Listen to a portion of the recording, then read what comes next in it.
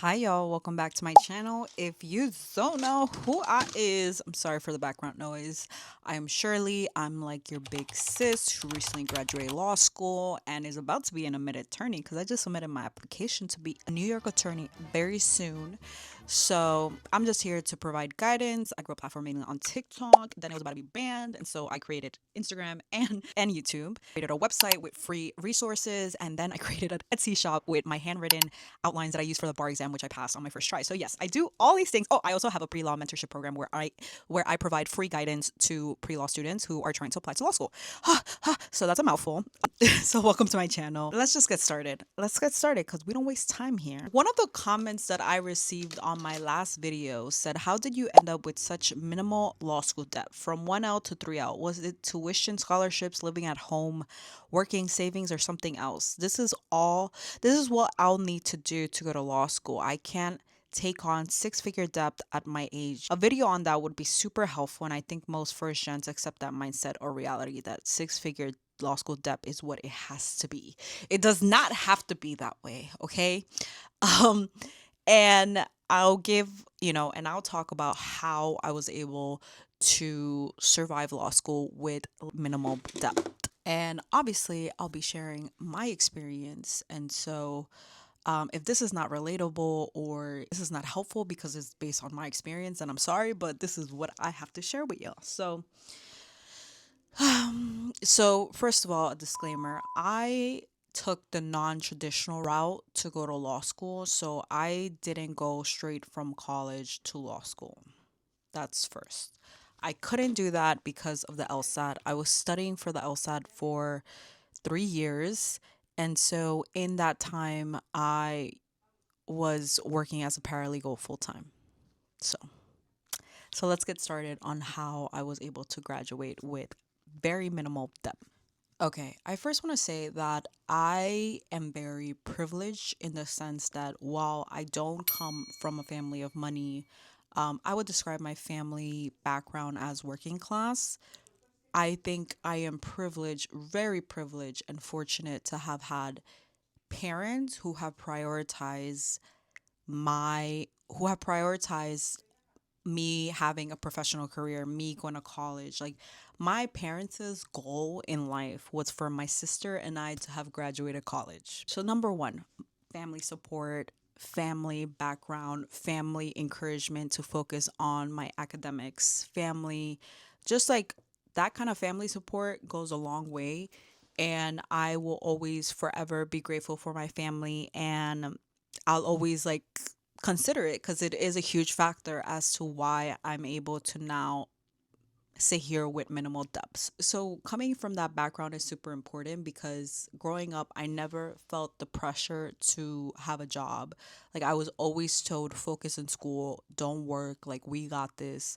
And so when I went to college, that's all I did. I was like a full-time college student with the exception of like work study, which was like very minimal, but I was very fortunate just to have parents who really told me like we got this. Like for my tuition for college I definitely had to take off loans, but I went to an in-state university. So by the time I graduated from my 4-year university, I graduated with about $27,000 of student loan debt, which honestly is not that much. And how I was able to survive those 4 years as a college student was because of my family. Like my dad covered my rent in college, he covered my expenses, he covered my food expenses. The only thing that I had to like take out debt on was on my tuition. And I realized how privileged I am to have had that because I really only had to focus on school. Like I really just had to focus on school, on graduating, on becoming, on accomplishing their dreams, really, on being a college graduate, right? And I did it. Like me and my sister both graduated college. We both went on to get our second degree. She has her master's. I have my JD degree, of course. So yeah, so explaining that background is super important because from the very start, I had a lot of support. I had a lot of apoyo, encouragement just to focus on school. So when I graduated from college, I had $27,000 of debt. And I really was also not in the position to go to law school right away because I was studying for the LSAT and I was just not getting the score that I wanted. So from the time that I graduated college to when I entered law school, I made it my mission to pay off my student loan debt. And how I was able to do that was also with a lot of family support. I did contribute to rent, of course, but my parents allowed me to like really focus on paying off my student loan debt. And so, when it came to groceries, when it came to other huge expenses, they were like, no, whatever you earn, like put it towards your loans, put it towards your own loans. So I think it took like a year or two for me to pay off the $27,000. And mind you, when I first graduated from college, I was working as a paralegal and I was working as well as a temporary paralegal and making overtime during a very, very busy season in business immigration law. So I was making a lot of money at some point because I was working like 60-hour weeks and making overtime. So I was just able, and also during that first year out of college, I just didn't go out. Like, I didn't go on vacation. Like, my priority was to eliminate my college student loan debt before entering law school because I knew I would have to take out loans for law school. So yeah, I paid off those $27,000 of college loan debt before I went to law school within a year or two. We live in a rent stabilized apartment in New York City. A question that I get a lot is like how I'm able to live in the city is because we live in a rent stabilized apartment and I've lived here for close to 27 years. So the rent is super low for now. So yeah. Bless. Thank you, rent stabilization. Which also explains why I haven't moved out. The rent is too good. Okay. So second, right? I paid off my college loans. Now I'm like thinking about applying to law school and thinking about it more seriously. From the time that I graduated college to the time that I entered law school, my focus was saving as much money as possible because I knew that I would be going back to school and I knew that I didn't want to ask my parents for any type of support. I feel like I made that mental note for myself because I see my parents as getting older. I don't want to rely on them and I just made it my mission like from when I started working as a paralegal just to save, invest as well, like contribute to my 401k. Like I didn't go on big trips. Like I've never also been the type to like get a Louis Vuitton bag or get designer or go on these extravagant dinners or vacations. Like I just was never the type to do that. I still am not. So like I really was a saver. I still am, and that really helped me. Like relied on my savings primarily in law school towards the end. So yeah, so two savings from my earnings as a paralegal. So once again, number one, family, two savings from my earnings as a paralegal. And how much I saved total, I would have to see how much I saved before going to law school, but I'm pretty sure it was over $10,000 that I had saved. I don't have that. Like by the time I graduated law school, though, I don't think I had nearly as close to that amount because I was relying on it a lot. But yes, I had over $10,000 saved before going to law school. Three, I would say when I was deciding on what law school to go to, as I mentioned in that video where I stated like that I'm glad that I went to law school, I knew for a fact I did not want to drown in six-figure debt. That year or two that I spent paying off my college loan debt, only $27,000, and I'm saying only because in comparison, right, to 200 over $200,000 of law school debt. I felt like I knew the meaning of money. Like I knew what it meant to sacrifice and to put $27,000 on debt. And that scared me. I mean, I just like couldn't imagine six-figure debt.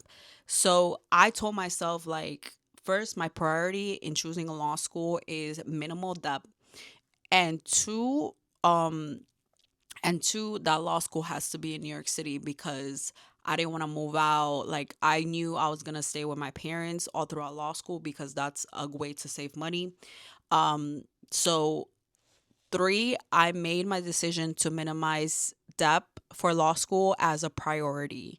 And the way in doing so is choosing a in-state law school. So I chose to go to an in-state law school where for a 3 year, like the school that I went to, for a 3 year like program, you would graduate without any assistance, without without any scholarships. You would graduate with a maximum of $46,000, which is like honestly nothing compared to like six-figure debt. So that was three. The law school that I went to, that's three. How I was able to graduate with minimal debt. Okay, four. It is important to know as well that once I knew I wanted to go to that school, I also knew that I wanted to continue working. Like, I still did not want to ask my parents for any type of support.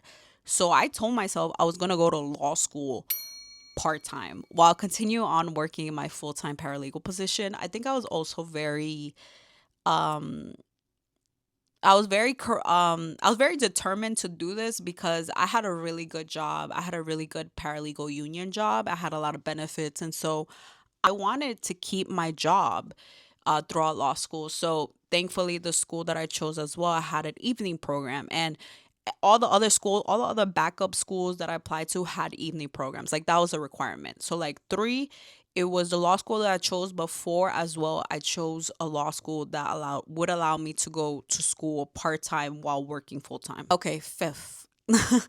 I'm like just letting y'all know, like, very personal information, but I feel like it's so important because this is if it wasn't for each and every one of these reasons, these factors, like, I really wouldn't be in the position that I'm in right now. So fifth, literally my sister. My sister, like, literally my sister. My sister went through something and she moved back home. I felt like it was like God's way of really putting me in this path of going to school full time. So, like I said, right, I applied to law schools that only had an evening program. So, I still had my full time job once I entered the evening program at my school. So, yes, I worked as a full time paralegal while I went to law school part time my first semester. And honestly, I was so burnt out. And I know all my colleagues who have now graduated from the evening program by now, like, they are warriors. Like, they did that, right? But for me, I felt like towards the end of my semester, like, I was really thinking to myself, yo, this is so hard. Like, I really just want to get out. Like, I really don't want to complete like the full 4 year, because the evening programs are usually 4 years for law school. So I was like, I just want to graduate as soon as possible. But I knew that, like, I wanted to keep my job. I wanted to still contribute to rent and help my parents out, right? Like, I'm still living here, but I was like, I just don't know. And like, I was also thinking of like maybe changing jobs because like my job wasn't being flexible in terms of like maybe a part time schedule, or, I was really trying it. And then all of a sudden, like, something happens with my sister, like my sister's life, and like she moves back in. So when she moves back in, that's another income. So what does that mean? That means that her moving back in has now opened the door for me to not work, to stick to law school full time. And it was a really hard decision, honestly, to let go of my very, very beneficial full time job. But I knew that it was the right decision because, just like God has his ways, like, and so, I took that as a sign, and I spoke to my family and we had a conversation, and, I decided just to do this full time. Like, I was like, I'm going to go to school full time. So, was it fifth or fourth? But fifth, my sister, period, period, period.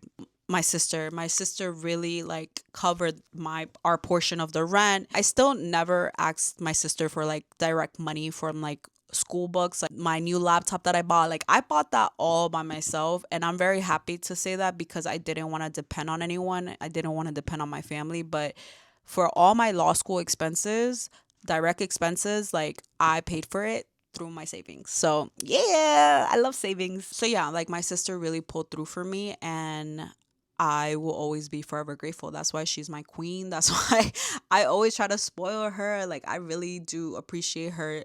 And also like she could have moved out at any point, but she stayed. Like she stayed and she really helped me and my family out. So I love you. That's my girl. I paid off my first year of law school all by myself. Like that came from working, that came from savings. So, yes, I did pay off. I don't know how much it was at that point. I think it was like my first semester as a part-time student, remember, part-time student. I think it was like close to $9,000 or 8,000 or 7,000. I don't know. I don't remember. I'm sorry. So, I paid it all off. So, me faltaba now like 2 more years of law school. Like I had to, once I switched to a full-time program, I did it gradually. And so like when I transitioned to the full-time program, I worked part-time. I found a part-time job as a paralegal. I like increased my workload, and by my second year of law school, I was a full-time student, and I didn't work my second year of law school that first semester, but my third semester um up until April before I graduated, I worked. So that's another thing. That's how I was able to graduate with minimal debt. Because my tuition from my second year to my last year, that was loans. That was period. That was loans, right? But any other expenses, like my food expense, like me, my personal experience expenses, like going outside to eat, any law school books, anything, any like registrations for exams that I had to pay for, like that all came from earnings that I earned throughout law school and my savings if it didn't cover it. And for the most part, these jobs paid me like $23 an hour. And I was like a law clerk, paralegal. Like I made a conscious decision to work throughout law school, except that one semester and the month and a half before I graduated.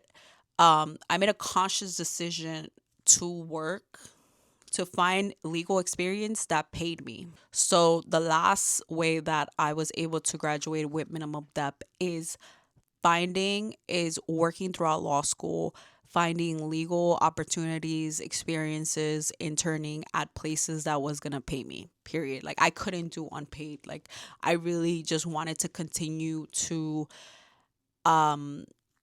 pay for everything myself, like any direct law school costs myself, and not ask my family for help in that way. And I'm happy that I was able to do that. So by the time I graduated with like 37,000 dollars in debt, and I've been paying it off since August. And also, if you're in a state that requires you to take the bar exam to be an attorney, like what most people do is take the bar exam after they graduate in July. And so from May when you graduate until July, you're literally work most people are working full time. And so how I was able to also like get through those months is through paid collaborations through social media. I had a paid partnership with Themis, for example. I didn't pay for my bar exam course, and I got a paid collaboration from them. So I feel like I've been trying to like like that really scares me. So for that reason as well, like I just use anything that I earn through social media to like cover it. It has not been that much, by the way, but for the most part, it has been helping me. So yeah, if you have any questions, like let me know. I could cover it. But this is a really good video suggestion because like I have talked about my finances and how I've been able to afford going to law school while living in New York City very briefly on TikTok, but sometimes it gets lost. Sometimes like, it's an older video. So I'm glad I was able to put it's like many factors. Those are all the ways that I've been able to consciously minimize my debt through law school from going to law school. And I'm just in such a good position. I'm so happy for all the decisions that have led me here because I'm not drowning in debt. I am very comfortably living my life, not thinking about that amount of debt. And also, like, I know I could pay it off like really soon because of my income and because of my job. So, and I just know like my legal career, I just know as well like my career in this field will only grow. This year I'm getting a raise, I'm getting my bonus. Like I know that for a fact, and that just gives me so much confidence and just so much ease in terms of me financially. And that has always been kind of my goal since I graduated college, is to be in a better financial state and to give back to my family, who has honestly, if it wasn't for their love, their support, I just wouldn't be here. I just wouldn't have made it this far if it wasn't for them. So yeah, shout out to my family. Shout out to me, of course. Shout out to my school. Shout out to my sister, especially. Shout out to public universities, because definitely, if I had went to a private college, a private law school, I would not be making this video right now. Anyways, love ya. Subscribe, comment, like, because we're 1,080 something subscribers, and the more we grow, the more people are able to like know of this information and kind of these like unconventional, non-traditional law school routes, which I think is becoming more common than not. I do think online you do see the typical KJD, like kindergarten all the way to JD career route, where you go straight from college to law school. But I feel like now people are advising to take more gap years, to save more money, to, I when I honestly, when I went to law school, after honestly, like the time that I graduated college back in 2017, nobody was advising me to take gap years. Not a single person. So, anyways, let this be a sign to not give up. To, if you need to take the time before law school, do it. But just don't give up on your dream. Like if law school is really for you, like don't give up. Don't give up. Cause look at me. I'm doing it and I love it. And there's also exciting things happening at my job. Like, but if things are